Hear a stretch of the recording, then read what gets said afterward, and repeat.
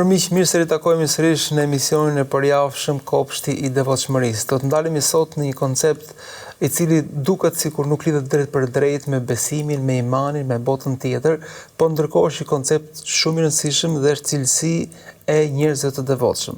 Do të flasim për vlerën e punës. Besimtari ka një raport me punën, me eficiencën e tij, me produktivitetin e tij. Si e motivon feja e tij punën? Çfarë vlere ka puna? A është ajo ibadet ku e ndihmon fenë e tij, po dhe ku e pengon ndoshta puna dhe angazhimi. Për gjitha këto ne do të kemi shpjegimet e Hoxhës nderuar Bekim Karaliti. Hoxh, mirë se vini. Mirë se gjithë. Allah shpërblet. Hoxh, nëse flasim për punën dhe konceptin islam në raport me punën, çfarë pozite jep feja punës? Ku e shef tek prioritetet, tek gjërat e dobishme, të dëmshme, cili është koncepti i islamit? Alhamdulillah rabbil alamin. Wa salli wa sallim ala al-mabuthi rahmatan lil alamin wa ala alihi wa sahbihi ajma'in. Allah në falënderojmë, paqja dhe mëshira e Zotit qoftë mbi Muhamedit sallallahu alaihi wasallam, mbi shokët e tij dhe të gjithë ata që ndjekin dhe pasojnë rrugën e tij deri në ditën e gjykimit. Faleminderit edhe një herë për ftesën, lutem Zotin që të jetë një bashkëbisedim i dobishëm dhe i bereqetshëm, ndërsa sa i përket pyetjes, Islami i ka dhënë një pozitë veçantë dhe puna ka një vlerë të madhe në fenë tonë. Allah i madhërisht njeriu e ka kriju dhe ka vendosur në këtë planet dhe i ka bërë një detyrë, e që është që njeriu ta udhëheq, ta menaxhoj dhe ta ndërtoj këtë planet dhe këtë vend apo botën ku jetojmë. Dhe në sa të kësaj, Allah i madhërisht e thret njeriu që të punojë dhe të angazhohet. Kur Allah i madhërisht na flet për mirësinë që na ka dhënë, që është ky planet që ka bërë të përshtatshëm për jetesë, për punë, ndërkohë të njëjtën kohë e thret dhe njeriu për punë. Huwa alladhi ja'ala lakum al-ardha dhalulan famshu fi manakibiha wa kulu min rizqihi wa ilayhi an-nushur. Është ai që ka bërë tokën të përshtatshme për punë, angazhim, andaj angazhohuni, punoni dhe për të siguruar rrezikun e Zotit dhe tek ai do të ktheheni. Pra natyra e kësaj jete është natyra e punës dhe angazhimit me të. Po. Natyra e jetës së kësaj bote është e tillë që nuk ka mundësi të funksionojë ndryshe vetëm se duke u angazhuar për punë, për të jetuar dhe për ta ndërtuar atë. Prandaj edhe Allahu i madhërisht në ajetet ku flet për namazin e xumas, ku besimtarët kanë për obligim që në një kohë të caktuar të lënë anash angazhimin për jetën e kësaj bote dhe të investojnë në ahiret, pra të falin namazin e xumas, pasi të përfundon namazi, Allahu i madhërisht na thret që të shpërndahemi dhe të punojmë. Fa idha qudiyatis salatu fantashiru fil ardi wabtaghu min fadlillah. Pra si të përfundoj namazi, shpërndahuni, kërkoni nga mirësitë e Allahut madhërisht.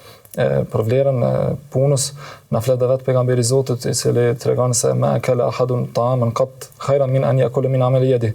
Askush nuk ka arritë të ushqejë dhe të siguroj furnizim më të mirë se sa ai i cili punon me duart e veta.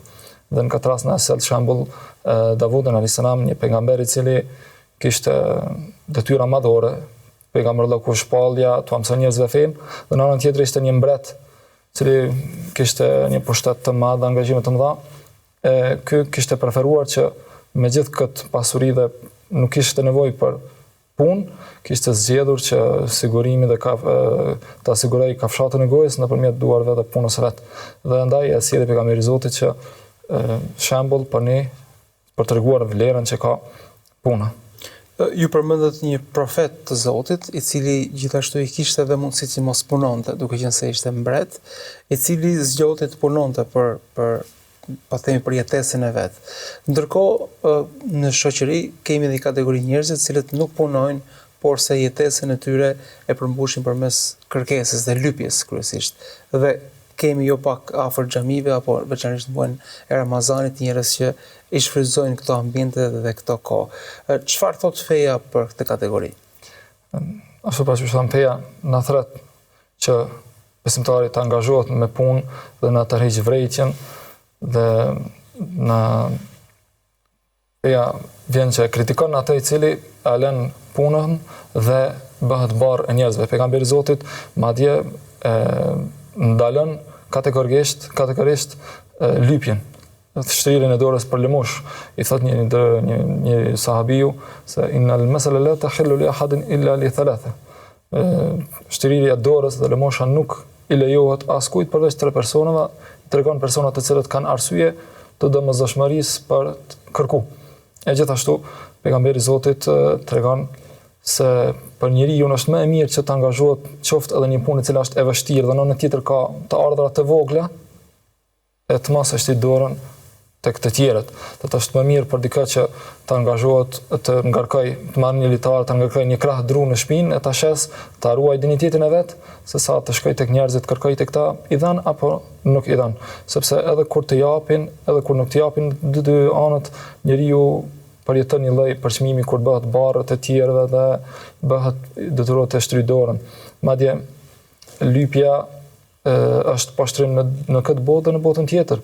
Për atë arsye pejgamberi i Zotit na thotë se ma yazalu ar-rajulu yas'alu an-nas hatta ya'ti yawm al-qiyamah wa laysa ala wajhihi muzatu lahm.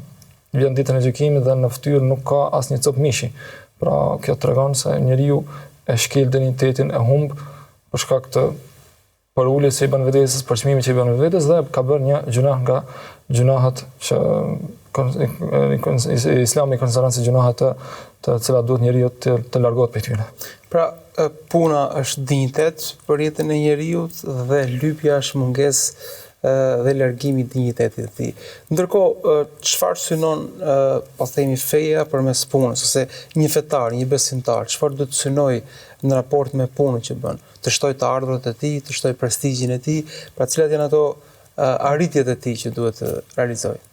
Islami kur e thret njeriu që të punojë dhe të angazhohet në jetën e kësaj bote, synon që fillimisht njeriu të kryejë detyrën të cilën Zoti ja ka ngarkuar, që është me këmbësia në tokë. Huwa alladhi ansha'akum min al-ard wastamarakum fiha. Po Zoti në Kur'an u ka kriju nga këtë tokë dhe u ka bërë juve me këmbës në këtë tokë, që në kupton njeriu duhet të angazhohet, të ndërtojë këtë tokë dhe të plotësojë nevojat njerëzore që i ka njeriu në jetën e kësaj bote. Pastaj dëshiron që njeriu t'i ruajë dinjitetin dhe nderin. Allahu i Madhërisht e ka ndëruar njeriu dhe ka veçuar nga gjitha xhallësat, wa laqad karramna bani adam wa hamalnahum fil barri wal bahr. Njeriu ne kemi ndëruar thot Zoti. Kur Islami na thret që të punojmë, të angazhohemi, dëshiron që njeriu të ruajë dinjitetin e vet, të mos bëhet barr askujt dhe të mos përçmohet. Nga këto, edhe shoqëria ndërtohet në një dinjitet dhe fuqizohet. Islami pra kërkon dhe synon që ta krijojë një shoqëri të formuar, të fuqishme në aspektin ekonomik, që është një bazë për të ndihmuar edhe aspekte tjera, siç është arsimi, shëndetësia, dhe në këtë mënyrë fuqizohet. Sigurisht se njeriu që është i varur dhe përçmohet kur ka nështrohet tjetrit, edhe shoqëritë kur janë të pafuqishme, nuk ndërtohen, nuk zhvillohen, janë të varur nga të tjerët, edhe dëshmi më e madhe dhe më e qartë për këtë është se sot në botë faktori ekonomik luan një rol të madh në konfliktet mes shteteve dhe kështu me radhë. Gjithashtu, natyra e kësaj bote kërkon që njeriu të angazhohet, sepse Allahu i Madhërisht i ka bërë njerëzit të ndryshëm. Dikush është më i pasur, dikush i varfër, dikush i dijshëm, dikush më pak i dijshëm, dikush më i aftë dhe dikush më pak i aftë. Dhe në këtë mënyrë e plotësojnë njëra tjetrën. Allahu i Madhërisht ka treguar këtë se wa rafa'na ba'dahum fawqa ba'din darajatil liyattakhidha ba'duhum ba'dan sukhriya, në mënyrë që të vihen shërbim ndaj një tjetrit. I varfëri ka nevojë për të pasurin, por edhe i pasuri ka nevojë për të varfërin.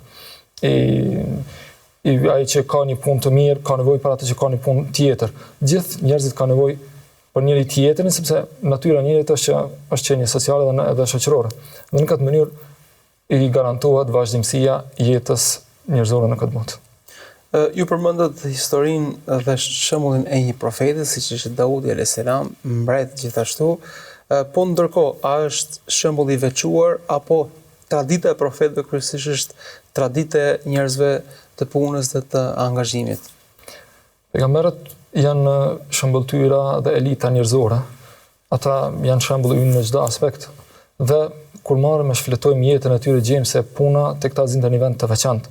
Gjithë pejgamberët, duke filluar nga Ademi alayhis salam, i cili ishte njeriu i parë, kishin punët e tyre. Ademi alayhis salam ishte një bojk që punonte. Pastaj Nuh alayhis salam kishte bërë një gjigante si që do të quhej zdrogtar i mirë, gjithashtu ishte i tillë edhe Zekria alayhis salam.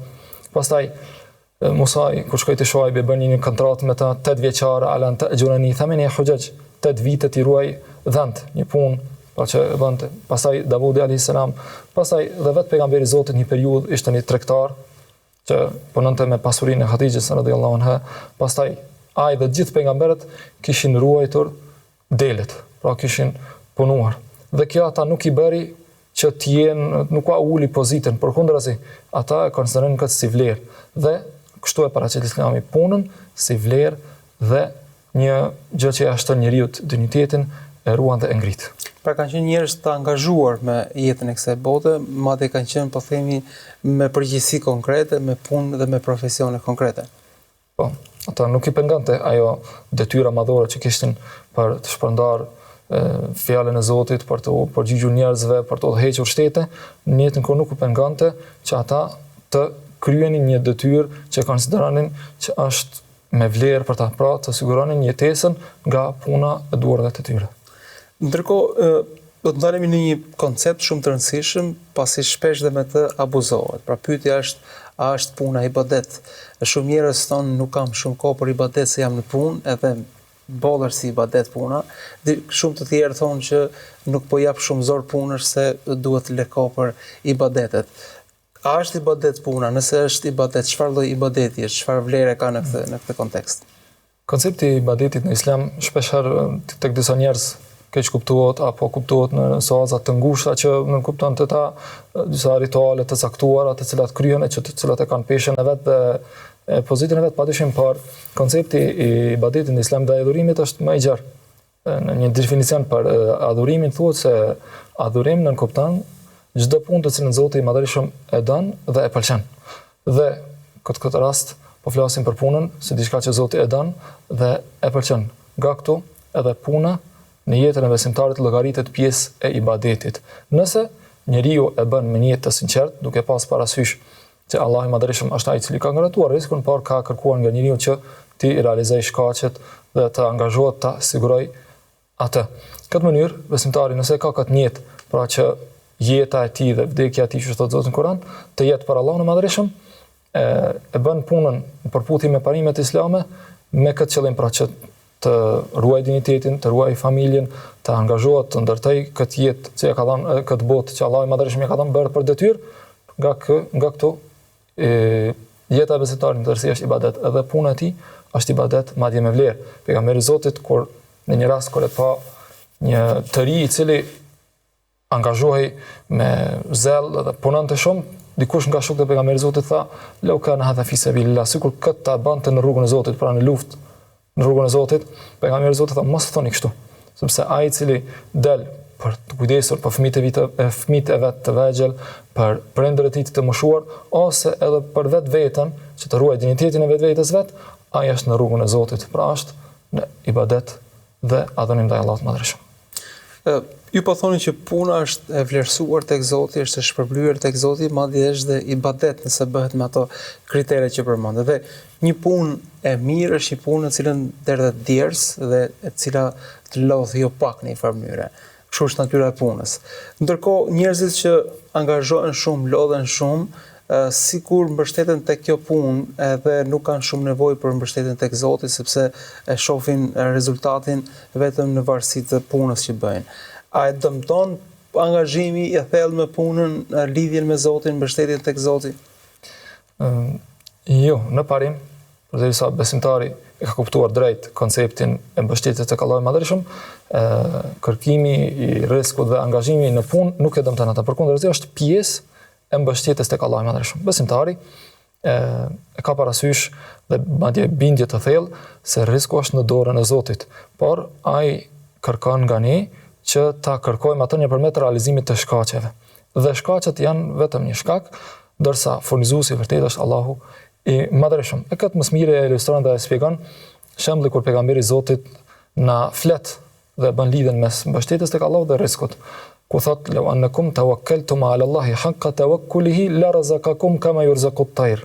Sikur ti mbështetesh Zotit ashtu siç duhet, ai do t'ju furnizonte sikur e furnizon zogun, një shpend.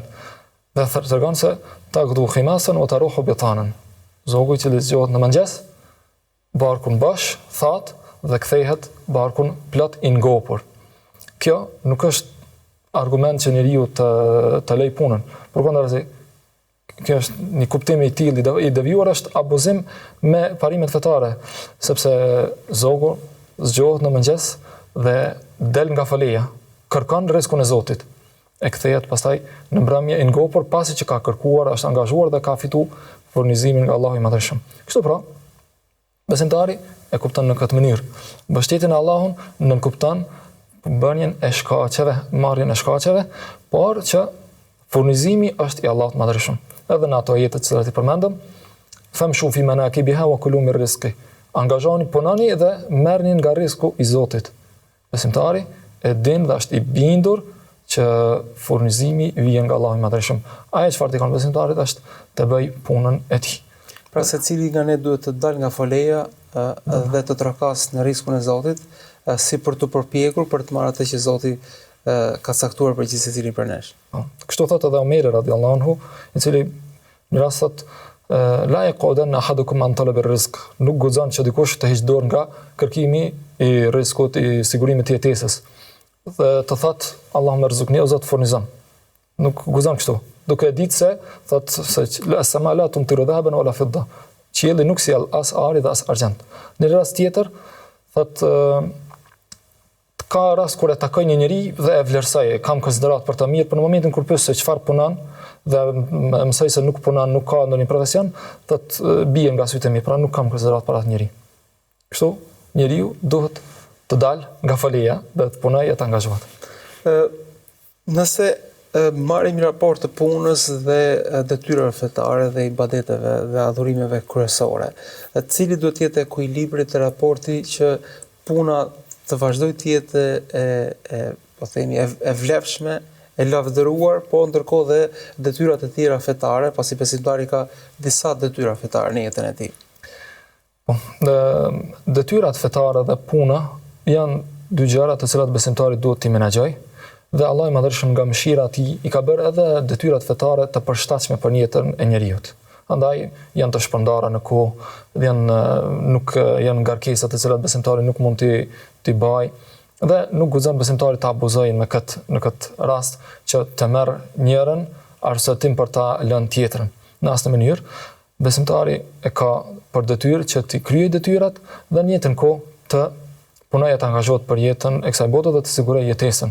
Ndërsa atëherë kur besimtari e merr punën të angazhimin për jetën e kësaj bote si mbulesë dhe pretekst për ta lënë anash detyrimin që ka ndaj Allahut Madhëshëm, kjo është shkelje e ligjeve fetare, parimeve fetare, madje është edhe mos etik me Allahun Madhëshëm kur ti kërkon nga mirësitë e Zotit, ndërsa në anën tjetër e merr këtë si pretekst për të lënë detyrimin që ke ndaj Allahut Madhëshëm. E Zoti i lavdëron besimtarët në Kur'an, të cilët ata besimtarët të cilët nuk i bën puna dhe angazhimi për jetën e kësaj bote të lënë anash detyrimin që kanë ndaj Zotit. Rijalun la tulhim tijaratu wala bay'un an dhikrillahi wa iqamis salati wa ita'iz zakah yakhafuna yawman tataqallabu fihi al-qulubu wal absar. Ta njerëz, Allah i lavdon dhe thotë se në puna, tijareti, tregtia, angazhimet me punë nuk i largojnë nga namazi, nga zakati dhe nga përmendja e Allahut Madhëshëm, e kjo vije si rezultat se ata i friksohen dhe kanë devotshmëri ndaj Allahut Madhëshëm. Andaj, devotshmëria dhe kuptimi i drejtë i Islamit nënkupton që njeriu, përderisa e bën punën dhe angazhimin e jetën kësaj bote për Allahun, duhet krahas kësaj të angazhohet dhe të kryejë detyrat dhe obligimet që i ka ndaj Zotit Madhëshëm. Duke u ndalur pak te kjo pjesë, obligimet e tjera i arrisin eficiencën në punë besimtarit apo e pengojnë, sepse shpesh njerëzit kanë këtë frikën se nuk do fitojnë aq sa duhet nëse angazhohen shumë me namaz apo me agjerim apo me haxh apo dhe me punë të tjera. Kundërzi, jeta e besimtarit bekohet dhe ka plot mirësi kur besimtari i nënshtrohet Zotit, i përullet Allahut Madhëshëm, i kryen detyrat. Allahu i Madhëshëm çon bereqet në punë, çon mirësi dhe ja lehtëson punët. Kur besimtari ka synim ahiretin, Allahu i Madhëshëm ka garantuar nëpërmjet fjalës gojës së pejgamberit Zotit se ai i cili zgjohet dhe në jetën e kësaj bote ka synim ahiretin, Allahu do t'ia lejojë punët e jetës së kësaj bote.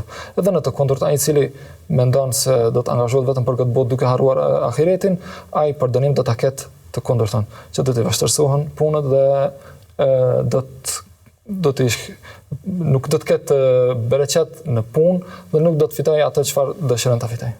Hoxh, një shkputje shumë e shkurtër dhe kthehemi sërish të bisedës tonë, ndërmjet që jemi pas pak në pjesën e dytë.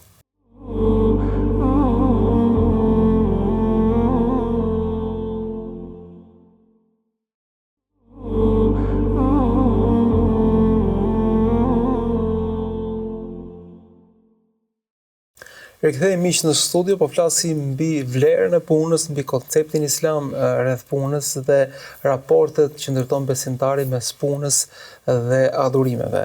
Hoxh, cilat janë disa kushte që një besimtar punën të cilën e bën ta ketë një punë edhe dinjitoze, po dhe brenda kufive të Zotit, pra të jetë një punë halal, pasi dihet që ka dhe angazhime të cilat janë të ndaluara në fenë islame. Njeriu që ta fitoj kafshatën e gojës dhe jetesën në mënyrë të dinjitetshme, në mënyrë të drejtë, në mënyrë halal dhe në këtë mënyrë të ketë edhe bereqet në jetë, në familje, në përgjithësi duhet kujdeset që punën që në bëj t'i plotësoj disa kushte, e nëse njërin nga këto kushte nuk realizohet, ajo punë nuk quhet punë e drejtë dhe e lejuar. Kushti kryesor është që puna të cilën profesioni të cilën ushtron, puna të cilën e bën të jetë e legjshme fetarisht. Pra, duhet besimtarët të largohet nga ato punë të cilat janë të ndaluara, siç është tregtimi me mallra të cilat janë të ndaluara, droga, alkooli, bigjoze kështu me radhë. Dhe besimtari duhet të ndjek fushën e halalit, asaj që është e lejuar, që është fushë e gjerë. Andaj, në atë që Zoti e ka lejuar, ka mjaft të marrim. Të kujdesemi që të mos kalojmë në fushën e haramit. Pra kushti i parë dhe kryesor është që një punë të jetë e legjshme fetarisht, pra e lejuar.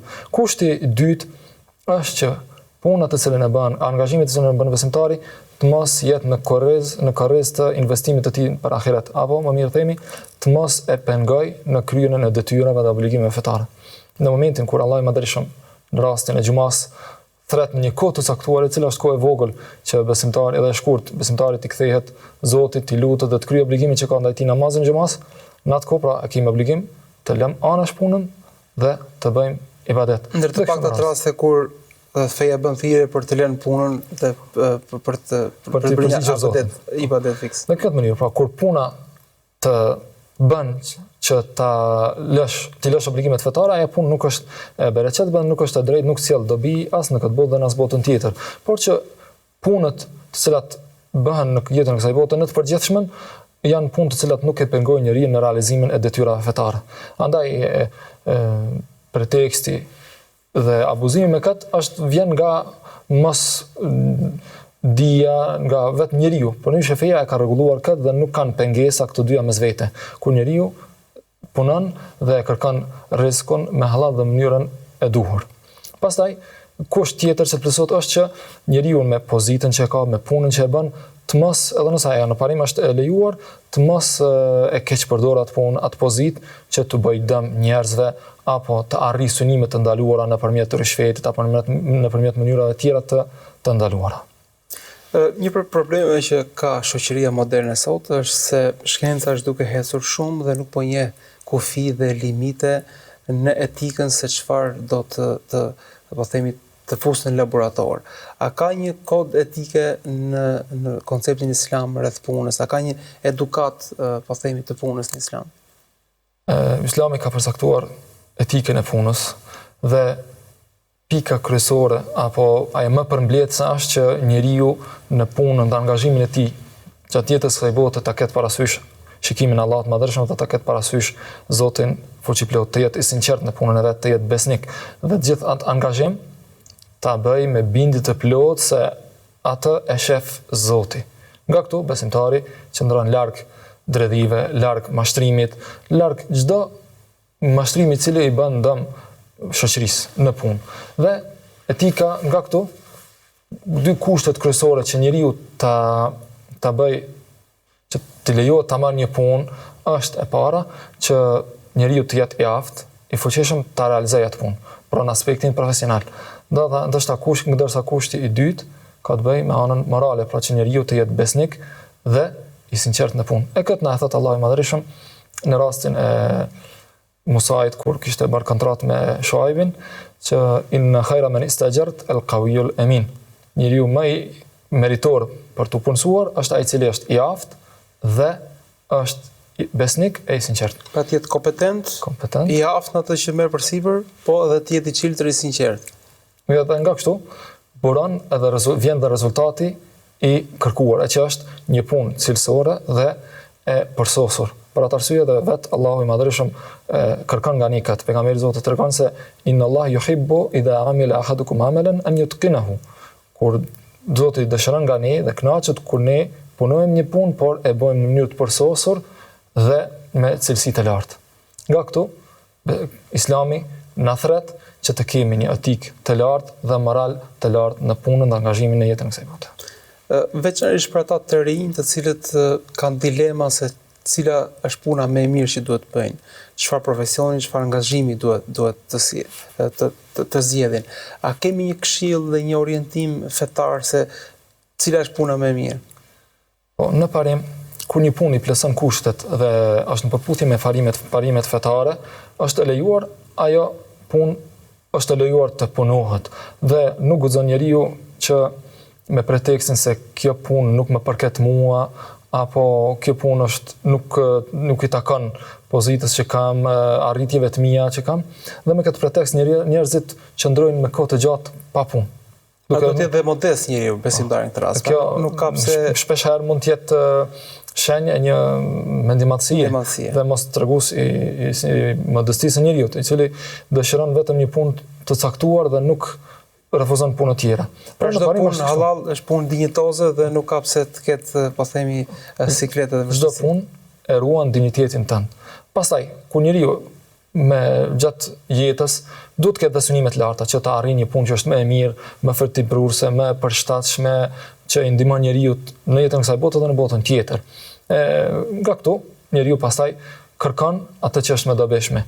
Më dobishme është ajo punë e cila ta mundson që ti krahas punës dhe angazhimit të jesh edhe i mirë me Zotin, pra duke i kryer detyrat fetare dhe ajo punë e cila ta mundson më shumë të qëndrosh me familjen, që të mos i harrosh angazimin që i ke ndaj farefisit e kështu me radhë.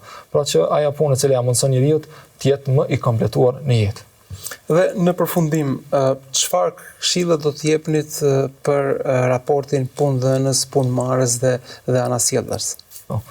Allahu i Madhërisht i ka caktuar njeriu detyra dhe i ka dhënë të drejta. Çdo kush ka detyrat dhe të drejtat e veta. Nënpunësi apo punëdhënësi ka obligimet karshi punëtorit.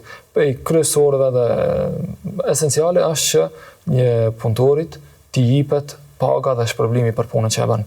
Pa vanesa, pa shkelur dinjitetin dhe nderin e punëtorit, dhe pejgamberi i Zotit këtë e kërkon nga ne. Urdhëron që kur të mirët një punëtor, t'i jepet paga dhe shpërblimi ende pa ju tharë djersa e punës që ka bërë. Dhe gjithashtu pejgamberi i Zotit madje kërcënon se ana khasmuhum yawm al-qiyamah, thotë jam do të dal kundërshtar dhe hasëm i atij personi që kur e merr një punëtor e kryen punën ndërsa ky nuk ja jep pagën. Kjo është detyra kryesore. Pastaj obligimi tjetër është që t'i krijoj kushte të përshtatshme për punë dhe të ketë parasysh shëndetin e punëtorit, mos e ngarkoj më shumë se sa që duhet dhe të ketë parasysh që njeriu ka dinjitet dhe duhet ta ruajë. Në anën tjetër, njeriu punëtori ka obligim karshi punëdhënësit.